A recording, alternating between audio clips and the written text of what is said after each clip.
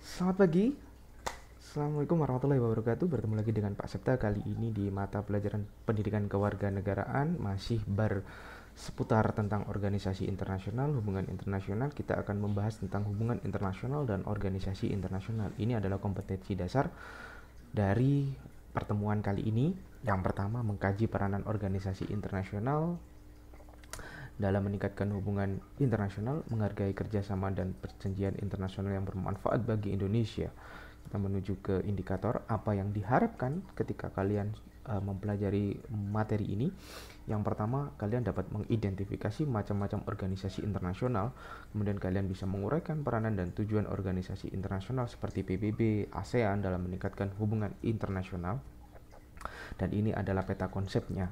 Di organisasi internasional itu ada pengertian macam-macam, ada ASEAN, konferensi tingkat tinggi Asia Afrika, ada PBB, kemudian ada kerjasama dan perjanjian internasional, politik luar negeri RI, kerjasama perjanjian internasional, dan lain sebagainya. Baik, pengertian dari organisasi internasional itu adalah organisasi yang disebut sebagai multilateralisme atau hubungan internasional yang menunjukkan kerjasama antar beberapa negara. Dalam filosofi politis, lawan dari multilateralisme adalah unilateralisme.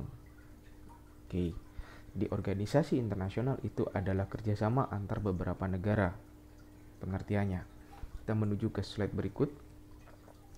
Nah, organisasi yang kita bahas pertama di sini adalah ASEAN.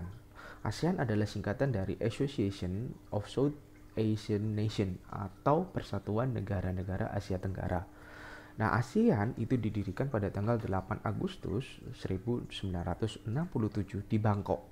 Adapun negara-negara pemerkarsa dari ASEAN itu ada 5, teman-teman. Ada Indonesia, ada Malaysia, ada Filipina, ada Singapura, dan Thailand.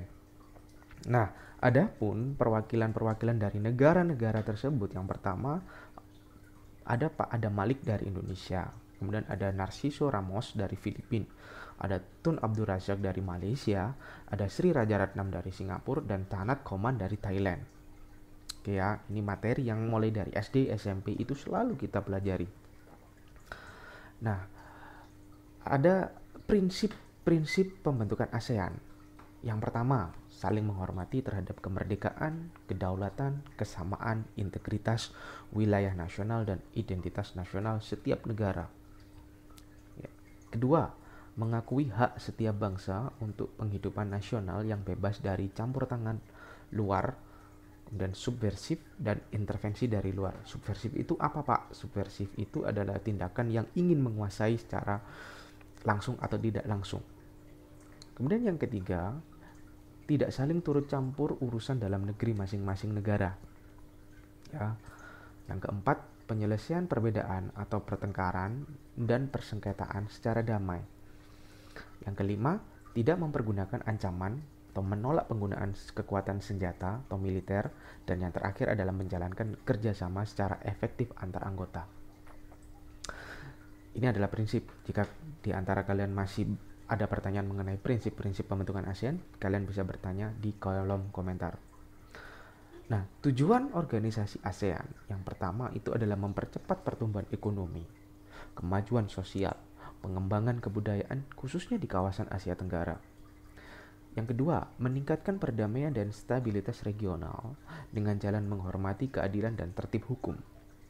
Yang ketiga, meningkatkan kerjasama yang aktif dalam bidang ekonomi, sosial, budaya, teknik, ilmu pengetahuan, dan administrasi. Dan yang keempat, ada saling memberikan bantuan dalam bentuk sarana-sarana latihan dan penelitian. Yang kelima, meningkatkan penggunaan pertanian, industri, perdagangan, jasa, dan meningkatkan taraf hidup. Serta yang terakhir adalah memelihara kerjasama yang erat dan bermanfaat dengan organisasi-organisasi internasional dan regional lainnya. Ini adalah struktur ASEAN. Sebelum konferensi tingkat tinggi di Bali tahun 1976, itu strukturnya yang pertama adalah ASEAN Ministerial Meeting. Kemudian yang kedua adalah Standing Committee, yang ketiga adalah komite-komite tetap dan komite-komite khusus, dan yang keempat adalah Sekretariat Nasional ASEAN pada setiap ibu kota negara-negara ASEAN. Nah, bedanya setelah konferensi tingkat tinggi di Bali tahun 76, itu ASEAN Ministerial Meeting itu diganti dengan Summit Meeting atau pertemuan kepala pemerintahan yang merupakan otoritas kekuasaan tertinggi di dalam ASEAN. Kemudian Standing Committee itu diganti dengan ASEAN Ministerial Meeting atau sidang tahunan para menteri luar negeri. Yang ketiga, komite-komite tetap dan komite-komite khusus itu diganti dengan sidang para menteri, ya. Dan yang sekretariat nasional ASEAN pada setiap ibu kota negara diganti dengan standing committee serta komite-komite. Kalian bisa lihat perbedaannya kan? Kita menuju slide berikutnya.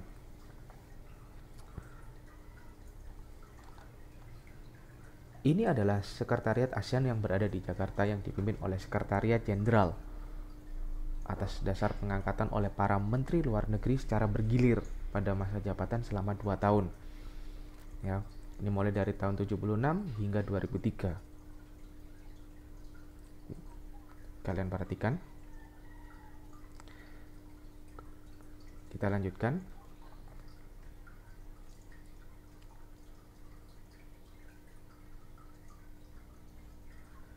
Konferensi tingkat tinggi ASEAN adalah konferensi puncak antara pemimpin-pemimpin negara anggota ASEAN.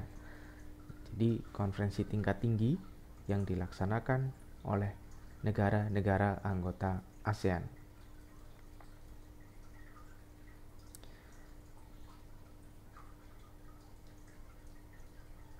Baik. Untuk praktik kewarganegaraan akan Pak Septa berikan secara khusus, jadi ini tidak perlu kalian kerjakan. Baik ya, saya kira cukup itu dulu yang bisa Pak Septa sampaikan pada pertemuan kali ini. Silakan dicermati, silakan kalian menjawab pertanyaan yang sudah Pak Septa berikan di kolom komentar. Tetap semangat, tetap menjaga kesehatan, tetap menjalankan protokol kesehatan. Selamat pagi, Assalamualaikum warahmatullahi wabarakatuh.